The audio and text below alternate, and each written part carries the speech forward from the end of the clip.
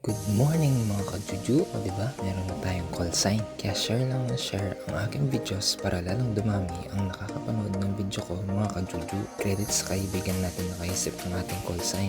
Anyway, ang video natin ngayon ay tungkol sa ating small business. Meron din kasi tayong vision ng mission. Ang mission natin ay to be a sustainable hydroponic farmer in our country. At ang vision naman natin to give a quality vegetable for Filipino people to eat at an affordable price and to encourage people to grow their own food.